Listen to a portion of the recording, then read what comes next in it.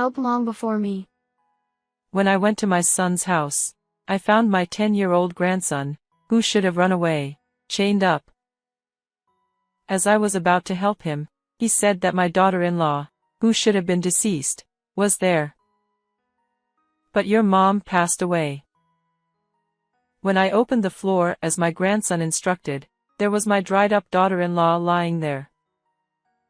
What on earth happened? I was in a panic due to the unimaginable situation. Afterward, a series of horrifying truths were revealed. A year ago, after my husband passed away, I had been living alone. However, my son's family lived just a 30-minute walk away, so I didn't feel lonely. Especially my 10-year-old grandson Ron, who often rode his bike to visit me. Grandma. Look. I got a perfect score on my math test. I was always charmed by my kind and smart grandson who visited me out of concern. My son Simon, at 34, was a company employee. He had earned a qualification in economics at university and was using it at work. He seemed busy, so we didn't see each other often, but I thought it was proof of his hard work. Instead, my daughter-in-law Lily often visited me. Hello, how are you doing? I was always grateful for her concern. Mom, you should go on an overseas cruise. Half a year ago, my son suddenly came over and gave me a 2-week trip as a gift. He said he wanted to cheer me up after losing my husband. Oh my! What a thoughtful gesture. Thank you. I joyfully went on the cruise with my hobby friends, planning to help my son and his wife when I returned. However, Lily passed away a week ago, and we already had the funeral. When I visited my son right after returning to deliver souvenirs, I was shocked to hear the news at the doorstep. It was so sudden that they had the funeral with just the two of them. No way. As I tried to peek inside the house, my son quickly blocked my view.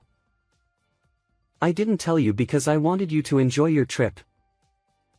Indeed, I was on the sea at that time. Did you inform her parents? What about Ron? I bombarded him with questions, and my son frowned.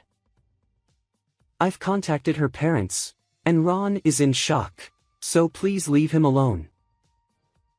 I couldn't believe Lily was gone. Can I come in? I asked, but my son glared at me. Stop thinking only about yourself. You're really persistent. He yelled and shoved me into the empty street, causing me to fall. This boy is also grieving the loss of his beloved family. I accepted what he said, feeling deeply ashamed of my selfishness. Looking up at my glaring son, I apologized and decided to leave. Now, I regret not forcing my way in then, for something terrible was already happening. The next day, I decided to call my son first to ask if he needed help instead of showing up unannounced. But he didn't answer, possibly busy with work. I wanted to visit Lily's grave and check on my grandson. Yet, I didn't want to burden my son with my demands. After several unanswered calls, I left a message asking if I could visit. The next day, still no call back, so I decided to call once more. After a few rings, my son answered with an irritated tone. Why are you calling so much? I've got a lot going on here. Why? Because I'm worried about you and my grandson. By the way, Ron ran away. He left a note saying I'm following Mom. I was horrified by the note my grandson left. Oh no. Did you call the police? Of course, I called them immediately. I was terribly worried about Ron. he must be lonely after losing his mother. Oh, please come back. My hand holding the phone grew cold and numb. I'll look for him too. He'll come back eventually, so you don't need to do anything. My son shouted as I was about to hang up. Maybe he was trying to keep me from worrying, but I couldn't ignore a missing 10-year-old. But what did the police say? Huh? Oh, the police? They're doing interviews and searches. My son's vague response made me suspicious. Anyway, don't worry, he'll be back soon. Then he angrily hung up. Is he really looking for Ron? A small doubt began to grow in my heart. That night, I couldn't sleep at all, constantly worrying about my grandson. As the sky began to lighten, I made a decision. Better to walk around searching for Ron than doing nothing. More searchers would be better. I headed to the police station as soon as the inquiry desk opened at 8:30. My grandson ran away, and you're searching for him, right? Any leads? The officer listened and checked the status. To my shock, they said no search request had been filed. What? That can't be. I was stunned, remembering my son's evasive answers. He's hiding something. Thanking the officer, I immediately went to my son's house. I rang the doorbell, but there was no response, as he was likely already at work. Using my spare key, I let myself in. From the back, I heard noises. Did he leave the TV on? Curiously, I headed towards the sound, finding my grandson chained in the kitchen storage space. Ron! What happened to you? I rushed to him and hugged him. Grandma. Please. Help Mom first. He pointed to the floor storage nearby with his chin. But your mom is gone, right? The funeral was held. No. Mom is here. Please hurry. He was in a panic, crying and kicking to get closer. His frantic expression made me realize something was seriously wrong. I fearfully opened the floor storage. No. Lily. There lay my daughter-in-law, mouth gagged, hands and feet bound with tape, dried up and lifeless. It's all Dad's fault. Wah. Mom. Seeing his changed mother, my grandson screamed and cried. I hugged him and immediately called an ambulance. The operator arranged for the police and rescue team to cut the chains, and both Ron and Lily were rushed to the hospital. In the ambulance, my sobbing grandson explained what had happened. What a horrible thing. I'll make sure he pays for this, Ron. Grandma will see to it. Listening to him, I vowed to bring justice for my grandson and daughter-in-law. Later, with the police, I heard more details in the hospital room. My son had been away for about a week. After Ron fell asleep, I asked the nurse to look after him and went straight to a lawyer's office. Determined to expose my son's crimes, I searched everywhere. 8 days after finding Lily and Ron, I was sitting in my son's living room. As I heard the front door open, it signaled my son's return home. Mom?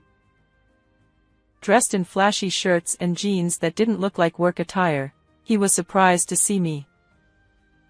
Then, my son quickly glanced toward the kitchen. Of course, you'd be concerned about the kitchen, where you chained a 10-year-old child. When I glared at him, Simon looked startled. Chained? What are you talking about? You mean the toy handcuffs he was playing with? His flustered and lame excuse made me feel nauseous. Enough with the lies. You left a 10-year-old alone for over a week. You said Ron ran away from home, didn't you? When I accused him sternly, Simon's eyes darted around, occasionally glancing toward the kitchen. He did run away, but the police found him. Liar. You didn't even file a missing person report. I confirmed it myself. I stood up from the chair with a bang and yelled, making my son wince and fall silent. But Lily's gone, and I have to work for the sake of the kid left behind. He mumbled, sneaking glances to check if the floor hatch was open. That's completely different from what Ron told me. Just as I started speaking, my son shouted. Enough already, you old hag. Haven't you finished menopause? He raised his voice, interrupting me, and tried to drag me out of the house. I found your dried-up wife under the floor you keep glancing at. I know everything. I pushed his hand away with all my strength, my hair disheveled as I screamed. Simon paled at my words. In fact, I had heard the full story from my grandson on the day I found Ron and Lily. Ron had been on a 5-day camp until the day before I returned. When he came back, full of memories, Simon told him, "Mom has passed away." No matter what Ron asked, Simon didn't answer and blocked the kitchen with a partition, preventing access. My grandson cried, "I want to see Mom. I want to see Grandma," but Simon only yelled, "Shut up." When I visited Simon's house right after returning, Ron heard the doorbell and was thrilled. Grandma's here. He tried to run to the door, but Simon gagged him and held him down. You told him, you weren't here when your mom died, so the police suspect you. If you don't want to get caught, stay hidden. I don't remember that. Ron must have been terrified. Shocked by his father's words, my grandson hid in his room, holding his breath. Unaware of this, I believed Simon and went home after being shoved into the street. That night, Ron heard rustling sounds from the kitchen. Curious, he sneaked in through a gap in the partition and found his bound and gagged mother in the floor storage. He shouted, "Mom," in shock, which got Simon's attention. Simon chained Ron and shoved him into the storage space. Ron heard Simon muttering, "I thought she'd be dead after 3 days." This revealed that Lily had been without food or water for 5 days, mummifying in the floor storage. That's just a made-up story by him. Simon claimed Ron was lying because he was in his rebellious phase. Then why was she mummified? Actually, Lily had a high fever and died suddenly. I loved her and couldn't let go, so I kept her at home. He lowered his head, wiping fake tears. I approached him quietly. "Mom." My son reached out for comfort, but I grabbed a stack of papers from his nearby bag and hit him hard on the head. Don't be ridiculous. You neglected your child for over a week and went on an affair trip. That's your idea of love? The stack of papers was evidence of my son's infidelity. His computer was full of emails and photos with his mistress, and gifts and luxurious dinners were all documented in the photos. Where did you get those? Frantically trying to hide the papers, he looked pathetic. I found this account book in your closet. I slammed a bank book on the table, making Simon's face twitch. The bank book showed transfers totaling $200,000 over 3 months, way too much for a salary. You said you were in accounting, but this is embezzlement. Ha! This is a bonus. It's too early for you to go senile. He spat back, but then. That's not true. A strong voice came from the next room. Simon looked in shock as a tall, middle-aged man stepped out. Ollie?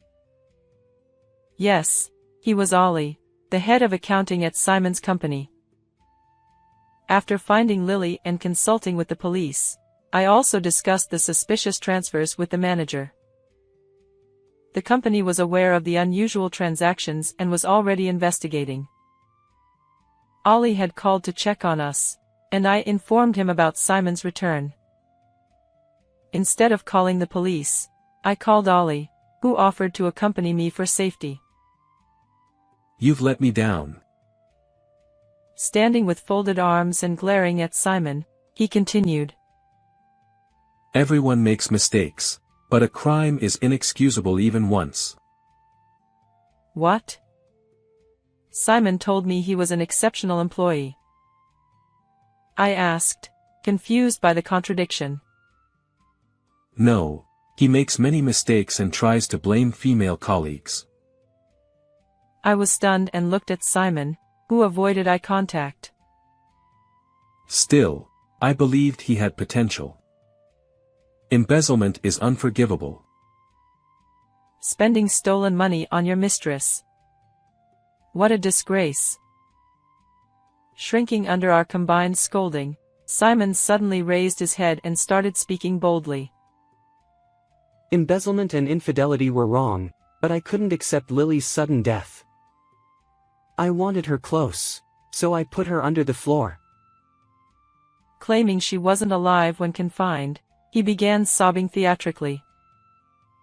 Stop lying. Lily is alive. When I revealed that Lily survived, my son's eyes widened in horror. His fake tears were obvious. That day, thanks to the doctors, Lily was saved and, though bedridden, gave statements to the police matching Ron's. She discovered Simon's bankbook and was attacked when she tried to contact the company. Remembering her trembling during her statement made my anger flare up again. Our company values customer trust above all. We cannot tolerate this. You're fired. The manager's low, powerful voice made Simon tear up. What you did is unforgivable. You're cut off. You won't see your wife or child again. My declaration visibly shook Simon. What? Fired and cut off? How am I supposed to live? Help me, Mom. Go cry in the bathroom again. I pushed away my son, who was clinging to me, crying. Just then, I heard police sirens, signaling the arrival of officers called before Ollie's appearance. Am I really getting arrested? I just wanted to impress a younger woman. Simon cried out, but I handed him over to the police, shooing him away. After that, my son was arrested.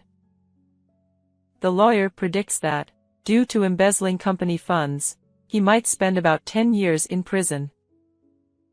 Lily divorced him immediately and demanded $200,000 in alimony and child support. I hope he spends his life in poverty and loneliness, darker than the space under the floorboards.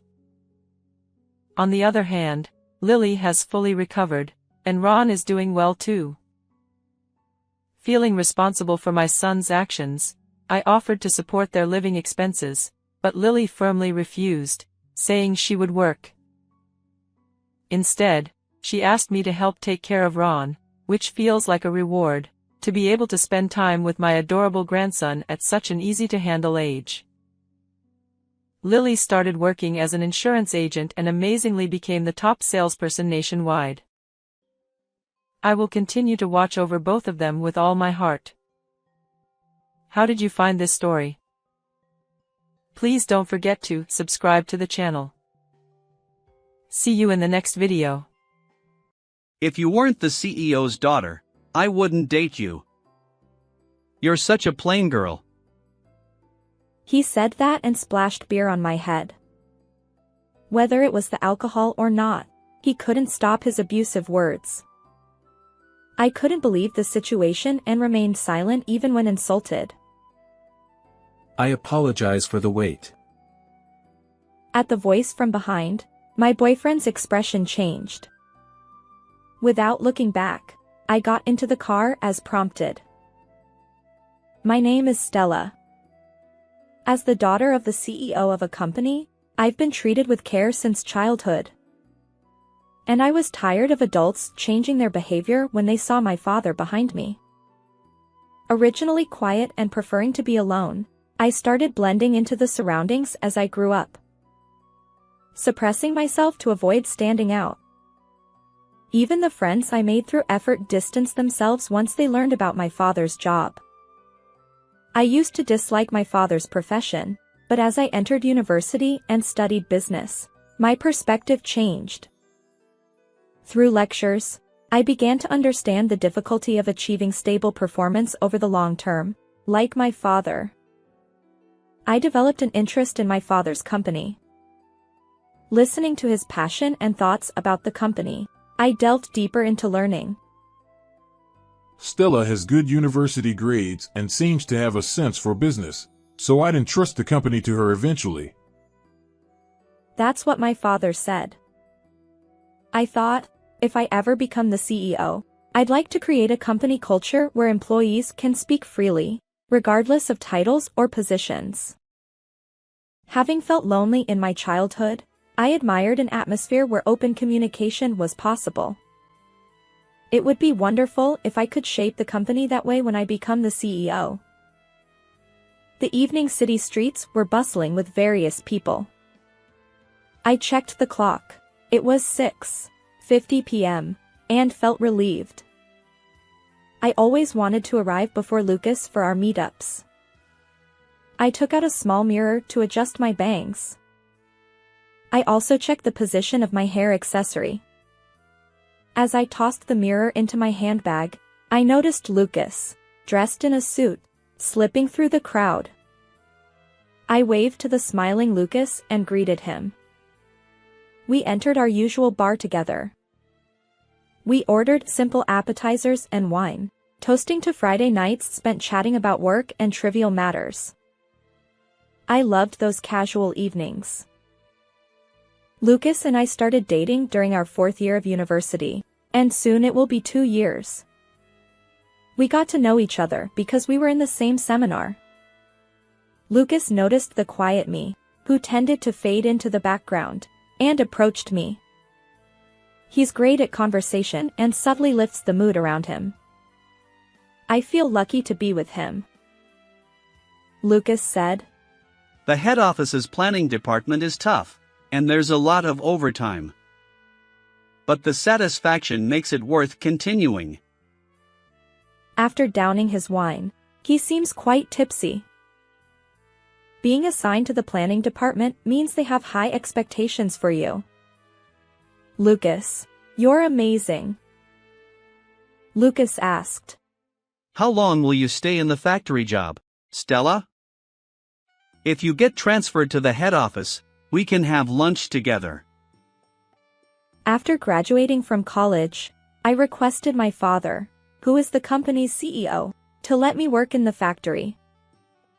I had a strong desire to understand the field. I'd love to have lunch with Lucas, but I enjoy the factory work, and it suits me. Lucas replied. Really? Wouldn't it suit Stella better to work at the head office dressed nicely instead of in overalls? He peers at me, gauging my reaction. Not at all. Overalls are comfortable. Lucas, can we order more dishes? I'm quite hungry. Something feels off. Lately, Lucas seems like he wants to say something. Perhaps he found out I'm the CEO's daughter. Suddenly, a memory resurfaces. The friends who distanced themselves when they learned I was the boss's daughter. I can't reveal that to Lucas. He must never find out. Rocked by the sparsely populated train, I gazed out the window. Enjoying the view through the glass was my daily commute ritual. It's a sunny Monday. As the train progresses, the landscape changes from gray buildings to a lush green scene of interconnected trees. Crossing a large river, we're almost at the nearest station. The water's surface reflects a vivid blue, sparkling in the sunlight. I glance sideways as an elderly man and a puppy crossing the bridge shrink from view. Stella, good morning. You're early. Joseph says as I exit the ticket gate. Joseph, 2 years my senior, was the friendly colleague who spoke to me on my first day. We chat while heading to the factory. After preparing and reaching my workstation, the signal for the start of the workday sounds. Everything should proceed as usual. However, an unexpected incident occurred. It was just before the afternoon work began, right after lunch. At that moment, my father, the company's CEO, happened to be inspecting the premises. Exiting the break room, I bumped into my father, who asked me to relay a message to my mother. Apparently, he forgot his smartphone at home. He could send it from his computer, but he found it bothersome. Seeing my father off to the workshop, I turned around and, surprise! Joseph was there. He peeked through the half-open conference room door. Wait, Stella, are you the CEO's daughter? Panic sets in.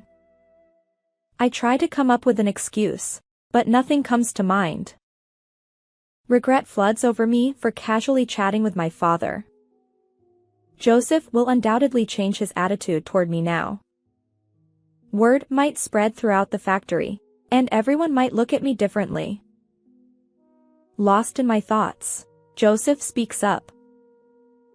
Well, Stella, there's something I'd like your help with. There are several processes I'd like to change. Could you relay this to the CEO? Despite his usual demeanor, I'm intrigued by the content of his request. What kind of processes? I ask. Joseph briefly explains, but the workday is about to start, so we decide to discuss it later. We rush to our respective workstations. Joseph didn't treat me any differently, and his attitude seemed to say, it's no big deal. Feeling the weight lift, I climb the stairs to the workshop. I'm sitting across from Joseph at the hamburger shop in front of the station.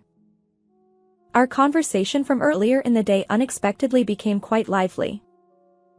To put it simply, Joseph's wish is to give decision-making power to the field workers. As it stands, any changes to the established manual require approval from headquarters. This is necessary for even the most minor changes, and after the factory submits a request for approval, someone from headquarters comes to inspect.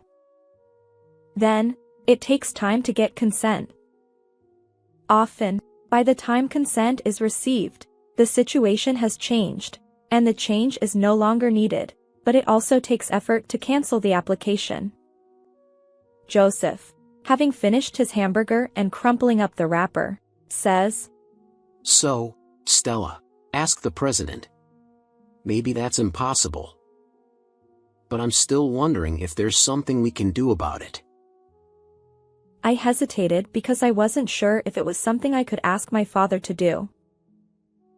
Well, it might be difficult to ask the president, but it seems like the system should be changed. Joseph agrees. Right, you think so too? Let's take action first. We'll document all past cases and submit them. Then we'll convey our wishes and have headquarters consider them. Joseph wonders. I wonder if it will work. I try to persuade the hesitant Joseph. Let's just give it our best shot. Joseph concedes. Well, just talking about it won't change anything. From the next day, we involved our supervisor and started gathering information throughout the factory. It was honestly tough to work on it during our daily tasks, but after persisting for several months, the documents were completed. We timed it with a general meeting at headquarters and handed it over to our supervisor, finally taking a breath of relief. As I was drinking juice during a break, a colleague approached me. I heard the documents are finished. Good job. They said. Since we had been going around the factory departments collecting information, everyone knew the situation. Finally, it's done. I hope it leads to some change. My colleague reassured me. It'll definitely be okay. But I'm surprised by Stella's initiative. You really do have the president's blood in you. How do you know about that? I asked. Sorry, I pried it out of Joseph. I was curious why Stella got involved. But don't worry, I'm the only one who knows. Is that so? I thought to myself, feeling mixed emotions but believing my colleague's words. It would be great if Stella became the president. You're so serious and hardworking, and you really did your best for the factory this time. Me, as president? That's impossible. I laughed it off, and my colleague laughed along. This person, who was laughing with wrinkles at the corners of their eyes, is a veteran who has been working at the factory for over 20 years. They, like Joseph, continued to treat me with the same unchanged attitude. It was a calm and bright unchangedness. Months passed, and when our supervisor returned from the general meeting at headquarters, they raised their voice and called everyone together. What's going on? The employees gathered, wondering. The supervisor announced, there's been a partial change in the authority at the site. Hearing these words, the employees began to murmur. I instinctively looked for Joseph. He was on the outskirts of the group, noticed my gaze, and gave a small wave in response. Not all of our hopes were realized, but it seemed like nearly half of them had been approved. That day, everyone took turns speaking to me, and I felt very happy. Since then, filled with a sense of accomplishment and even more motivation, I've been living fulfilling days. One day, my father called me to headquarters. Wondering why he would call me out of the blue, I left my afternoon work and headed to headquarters. When I entered the president's office, my father first praised me for my recent achievements. I hadn't spoken to my father about it, but he seemed to have looked into the situation. Apparently, the company's numbers had significantly improved because of this, and after laughing heartily, my father said to me with a serious expression, Stella, you have the sense and vitality for management. How about you start taking over the president's duties more seriously? Hearing my father's words, I thought I wanted to try. A workplace where employees' opinions are heard and improved, and where employees who have become easier to work with are lively. If I became president, I could move things on a larger scale. I could create an even more comfortable working environment. Of course, the responsibility would be heavier. My mind was almost made up, but I asked to think it over and went home that day. Alone in my room, I questioned myself. Can I really do this? Can I fulfill the responsibility? I had trouble falling asleep that night. The next morning, despite the lack of sleep, I visited my father at headquarters with a clear mind. About yesterday's conversation, please let me do it. I look forward to working with you. I asked deeply. My father said. That's great, thank you. And started discussing the future schedule. What? Stella, you're becoming the CEO? Joseph, please don't raise your voice too much. The break room during lunch only had Joseph and me. It seemed like the right moment, so I shared the news about my upcoming promotion to CEO. Sorry. But seriously, becoming the CEO? Everyone will be surprised. Exactly. I think I'll be transferred to the head office soon, and I'm struggling with how to explain it to everyone. Why not just tell them the truth? Talking about being the CEO's daughter is a bit scary. I mustered the courage to share past experiences, losing close friends, feeling distant from others, and my guarded childhood. Joseph listened empathetically and responded. Maybe some people won't be able to interact with you the same way. It's hard to predict. But everyone knows about your hard work this time. I think they trust you, Stella. Besides, some people might not change their attitude after all. I wondered if that was true. Joseph's words offered some comfort, but my heavy memories still weighed on me. Ultimately, I gave an ambiguous response. After work, I checked my phone and found a message from Lucas. They hadn't seen each other in a while. While I had been busy with paperwork for the head office, Lucas had entered a busy period. I needed to consider not only my colleagues at the factory but also Lucas. As the train rocked, I sighed. Could I really express the truth myself? What would happen if I did? The date for my transfer to the head office was confirmed. In a few weeks, I will leave the factory. I was unsure how to tell everyone, impulsively visited the document room. Dusty and filled with various files, I opened a cardboard box near the entrance and pulled out a thick bundle tied with black string. It was my work journal from the beginning. As I reviewed entries from my early days, when I was clueless and received patient guidance, when senior colleagues encouraged me, and when someone consoled me after making a mistake, my heart settled. It wasn't about being accepted or not, it was about expressing gratitude and sincerity. Determined, I left the document room. During Monday's morning assembly, I announced my transfer to my colleagues. Prompted by my supervisor, I stepped forward and greeted.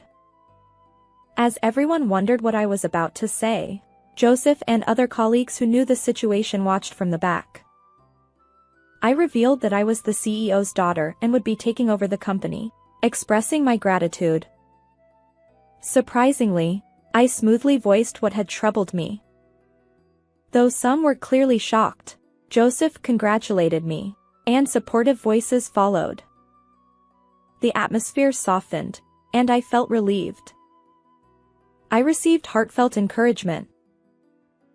Later, everyone invited me out for drinks. It was a celebration of my promotion to CEO, so we headed to a bar with a large group. The sheer number of attendees overwhelmed me, and I felt like crying. But it also gave me confidence. I was truly accepted. They had reserved a different place than usual for the occasion, and we all boarded the train together.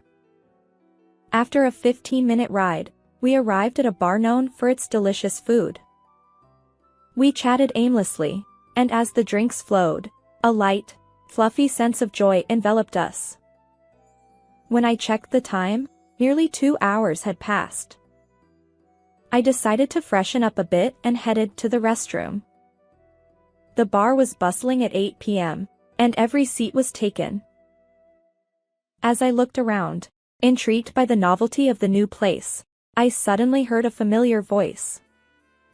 Instinctively, I turned my attention toward it. The voice seemed to be berating someone. Despite wanting to leave immediately, my body moved toward the table where the voice came from. It felt as if I were detached from myself, experiencing a strange sensation. Lucas's voice reached my ears. She might have kept it hidden, but everyone in our seminar knew. If she weren't the CEO's daughter, I wouldn't have dated her. Such a plain girl. At a table with 4 suited individuals, there he was, Lucas. He continued. She works in the factory, and I can't believe she's really the CEO's daughter. Her drab attire doesn't inspire me to take her to a nice place. If she invited me to her mansion, maybe I'd feel more motivated. His words hit me like a punch. I couldn't comprehend what was happening. Frozen, I stood there, and Lucas noticed me. Clearly, he'd been drinking heavily. His resentment and animosity toward me were palpable, leaving me immobilized.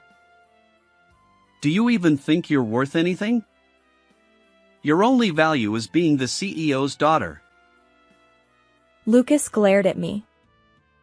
Unsteadily, he approached, holding a glass in his right hand. Without hesitation, he tilted the glass, splashed beer on my head. The liquid drenched my hair and face, dripping onto the floor. His words continued. We wasted years together. Let's break up. I'm done with you. I could only nod in response to Lucas's angry outburst. Quietly, I distanced myself from him, informing my colleagues that I'd head home first. Thankfully, they were too engrossed in their drinks to notice. As I stepped out of the bar, the cool night air touched my cheeks. The droplets in my hair cooled, and the chill reached my scalp, making me shiver.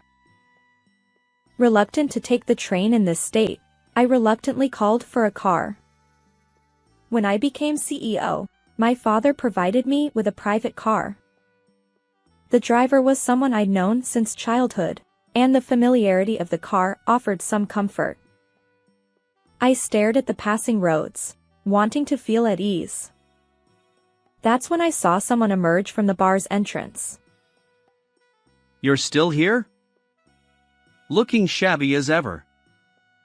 Honestly, you're a pitiful sight. Supported by what appeared to be colleagues, Lucas staggered toward me. My heart was in tatters, unable to bear any more of his words. How could he be so cruel? I apologize for keeping you waiting, President. A voice comes from behind. President! Lucas looks surprised and gazes at me. Please get in from this side. Prompted to the rear seat, I stepped forward. Wait a minute! What I said earlier was just a joke. If you had told me you became the president, we could have continued our relationship. Let's keep going! I glance over my shoulder at Lucas, who is desperately trying to convey something. No emotions surface within me. If anything, there's a faint sense of discomfort. The president is tired, so please go away. Confirming that I've boarded, the driver closes the door. As the car starts moving, my tear ducts collapse. Tears flow one after another, streaming down my cheeks and falling onto my knees. What did I like about him? To think he was that kind of person. After crying for a while, I started feeling calm. Suddenly, I realized it was my fault. Being in a relationship without showing my true self was an unreasonable idea. With that thought, I begin to feel relieved.